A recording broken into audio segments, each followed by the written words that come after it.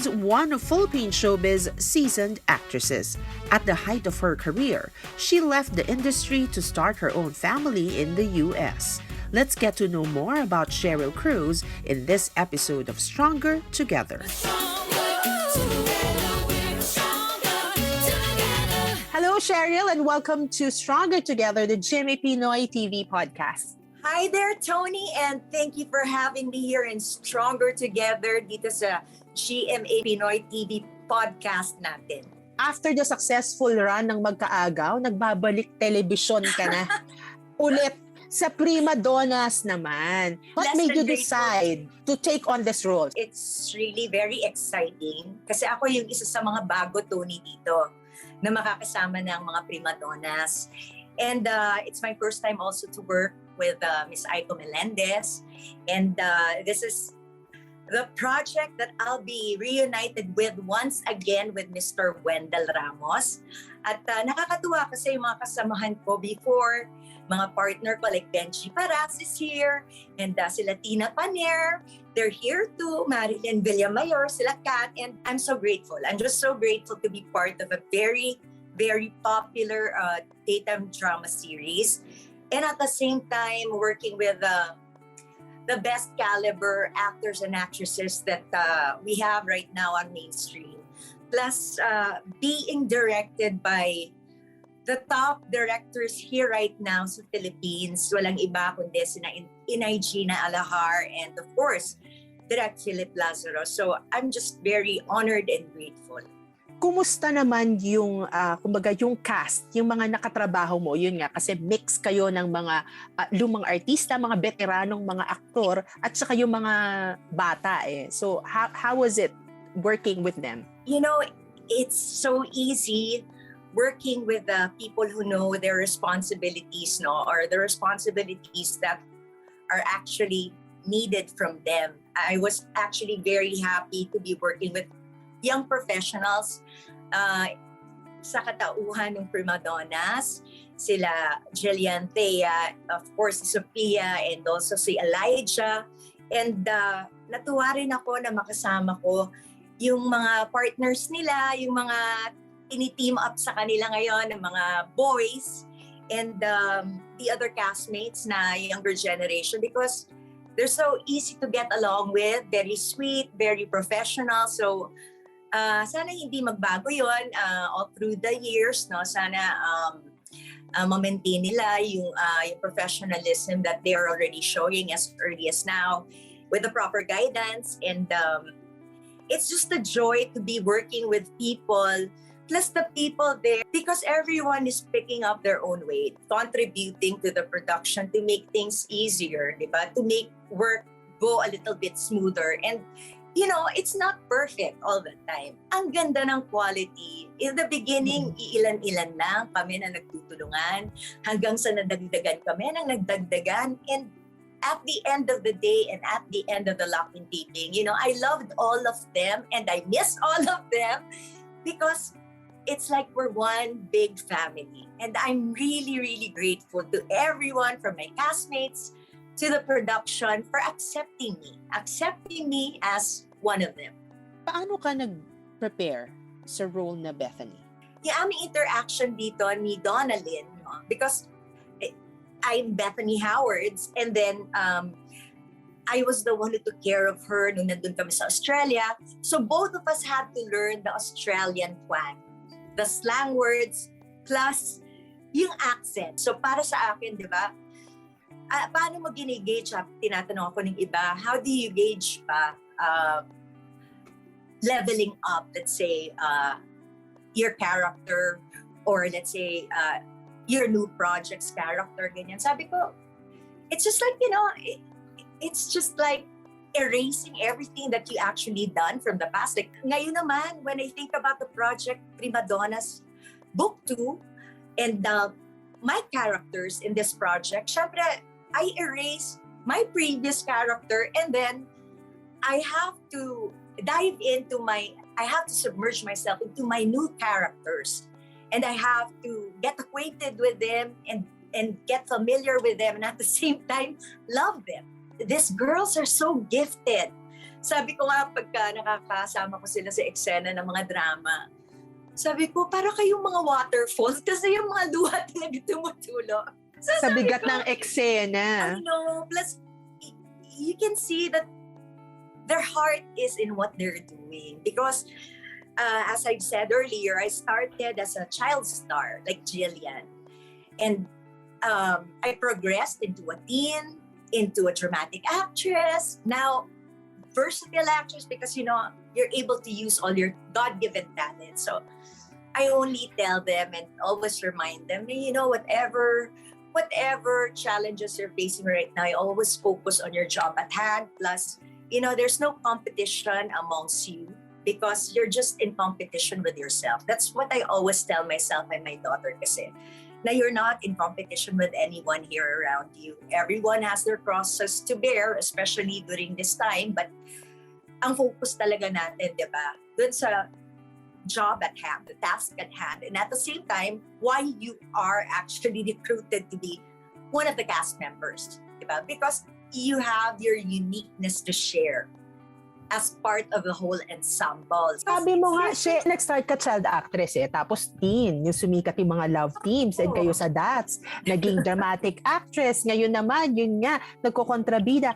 Ano pa ba ang roles na gusto mong gampanan?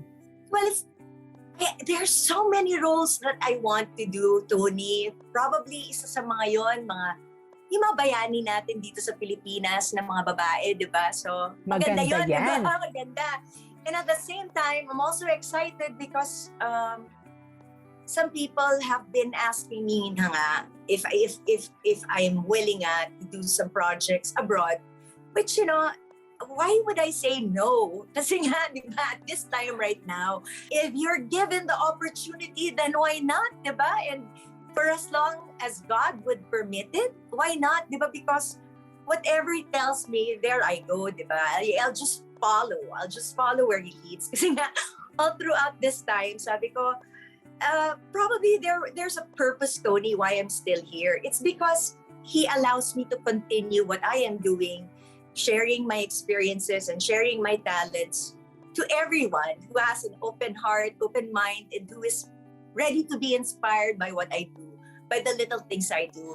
Ano ang sikreto para magtagal sa industriya? Tony, I always tell my co-stars, especially the younger generation, that I am so grateful to my family, both sa mother's side ko, yung mga Sonora, and at the same time, my father's side, yung mga Cruz, because galing sila sa Sampaguita Productions. And it's one of the most respected film outfits na actually nag-hone ng mga artists nila, ng talents nila during that time.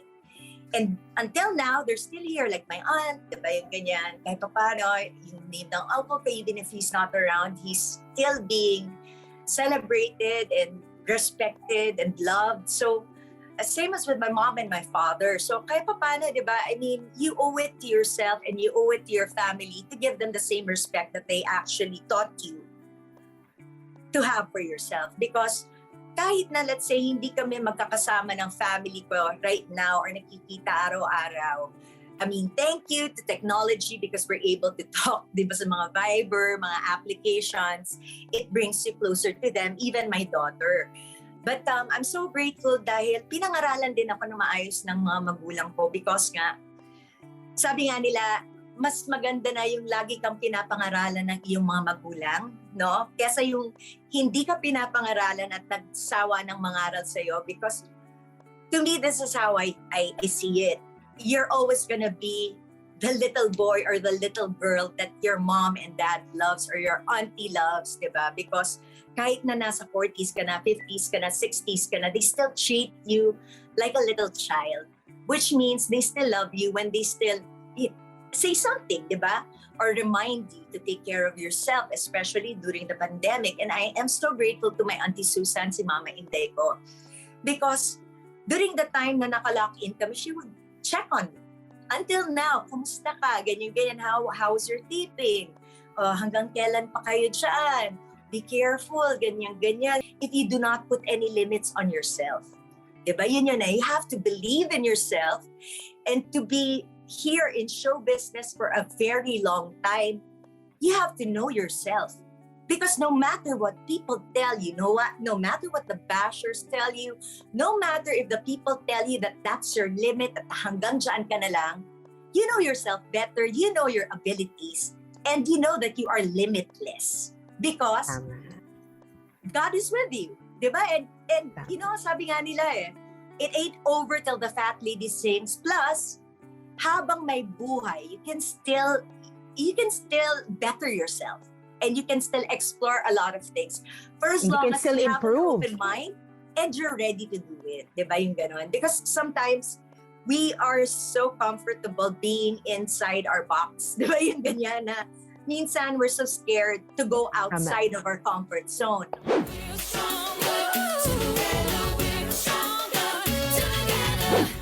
Before we continue our conversation with Sheryl, let's have a quick break. Subscribe to GMA Pinoy TV and fall in love with our new shows this February. Catch the world premiere of First Lady and Widow's Web, plus movies on GMA Pinoy TV blockbuster, Almost a Love Story, Elise, Ang Kwento Nating Dalawa, and LSS. You can also enjoy award-winning news programs, documentaries, lifestyle shows, and many more on GMA Live TV and GMA News TV. GMA channels are available in the U.S. through various pay TV providers. To know more, visit gmapinoytv.com/subscribe or follow us at GMA Pinoy TV on social media.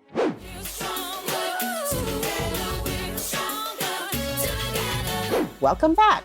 Now we're going to talk about Sheryl Cruz's life in the United States. Ilang years kang nagstay sa US? I stayed there 13 years straight, and then after that, I was there halos every year. It's just that itong pandemya nga lang natin, di ba? Kahit paano, medyo ingat kang mag-travel at the same time with my work din, di ba? Yung priority ko talaga work. What do you miss most about living in the US? I just miss people being, speaking and having conversations that are direct with each other without thinking that it's actually offensive. Yun lang naman. Pagka-straightforward nila. Because I actually studied in the United States also. So kahit paano, isa yun sa mga na-appreciate ko doon because when you're an outspoken person there, they actually see nothing wrong.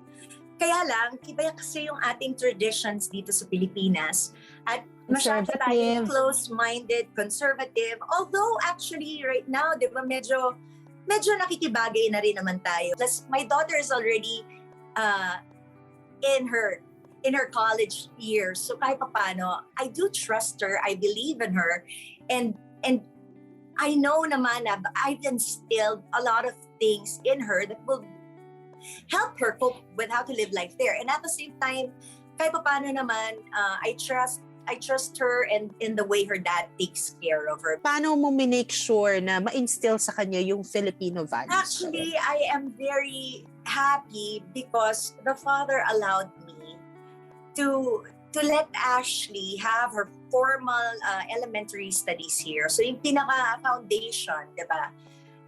Na naituturo sa mga bata, natutunan niya dito. Marami rin naman tayong mga Pilipino na families na close-knit dyan. It's just that yung ating mga schedules lang when we actually live abroad because nahahati siya sa probably yung iba, 2 yung jobs, yung iba 3 jobs, di ba? Yung mga sobrang sipag na na gusto lang talagang mag-ipon ng pera or mas guminhawa yung buhay.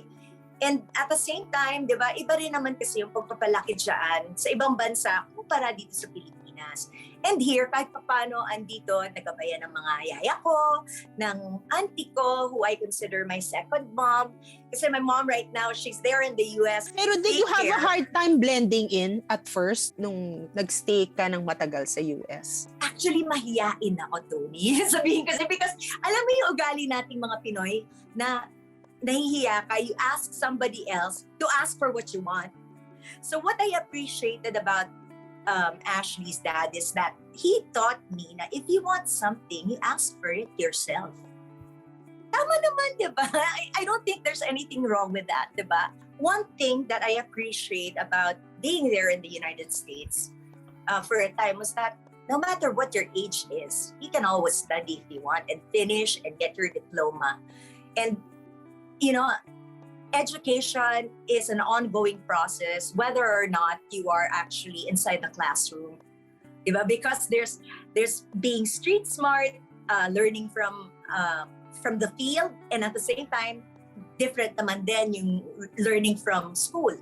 So when you put it into practice, diba, that's something na you'll be able to do and you'll be able to cope with if there are some very challenging things that are actually presented on your plate, diba? So at least just having the knowledge that you have is a lot of power already. Eto, She, very close ka sa clan ninyo, no? And sa cousins mo. Gumawa pa kayo ng video MTV noong lockdown.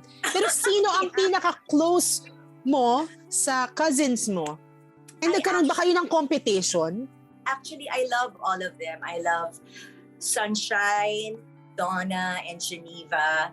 And ang kasi magkapatid siya, yung dad ko at saka yung dad ni Sunshine.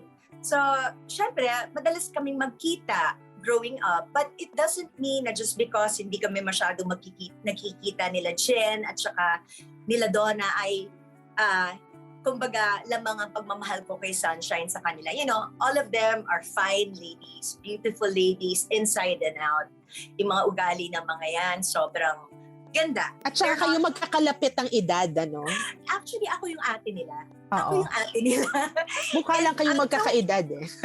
I'm just so proud of them because when we talk about longevity, they're very well-rounded and at the same time, they're still around, di ba? Kahit paano. Even if, let's say, Doings has her family in Cebu or has chosen a more quiet life outside of show business, kahit paano, when there are times that she's been asked to participate in a production number or a project, at least, di ba, she gives her time.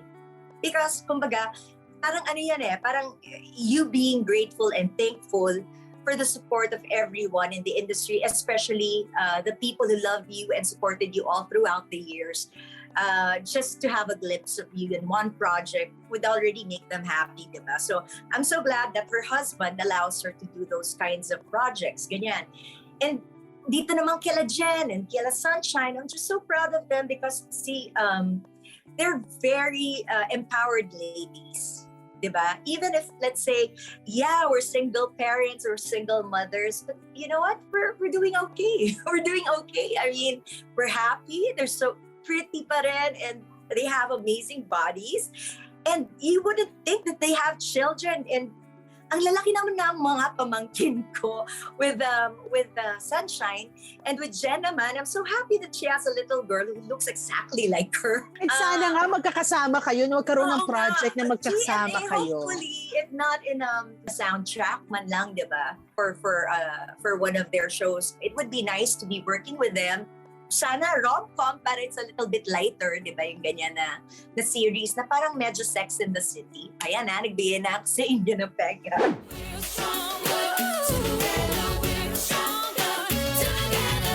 What legacy does Sheryl Cruz want to leave behind? Let's find out after this break. Ang mga Kapuso shows mapapanood at mapapakinggan din abroad via GMA Pinoy TV, GMA Live TV, at GMA News TV channels. Para mag-subscribe, visit www.gmapinoytv.com. Follow us at GMA Pinoy TV on Facebook, Twitter, Instagram, YouTube, Viber, and TikTok for the latest updates on Kapuso programs, artists, events, promos, and more. Salamat, Kapuso! The past 2 years have been the time we spent making, baking, planting, renovating, laughing, adding, and trying. But no matter what life throws at us, there will always be something to lift our spirits and give us sparks of hope. We invite you to tell us your stories with shots and snippets of the things that helped you survive this pandemic. Send your snapshots and stories to PinoyInbox@gmanetwork.com and we'll feature them on our newest inspirational segment, Pockets of Hope, on GMA Pinoy TV.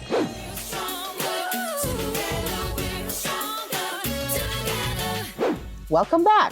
we're still with Sheryl Cruz. What do you want to be remembered for? Anong legacy yung gusto mong maiwan? Well, I really don't want to ask for much. I just want to be remembered for being a versatile actress and a simple person. Kasi I really live within my means. That is what my Auntie Susan taught me. And at the same time, I'm just grateful for every person whose hearts, whose thoughts that I've touched through whatever artistic expression that I'm able to share with them, whether in music, in TV, in movies. So maraming salamat. That's all I want. All for the greater glory of God. Because all of these talents, it's actually not made by me. It was given to me. I just had to put it into good use. And with that, I have to thank, of course, my family. Because if not for them and if not for the good images and the good role models growing up, diba, in my life, I would never aspire or even level myself up or put myself at least man lang dun sa level na meron sila, yung ganon. Aspire to be at least like them. Thank you, Miss Sheryl Cruz, and good luck sa'yo at sa mga susunod mo pang projects dito sa Kapuso Network. God bless you, Miss Tony, and to everyone, I love you. Thank you for joining us. God bless you and keep safe. Stronger Together, the GMA Pinoy TV podcast, is an original production of GMA International. This episode is produced by Gerald Vista and edited by Anton Taguiton.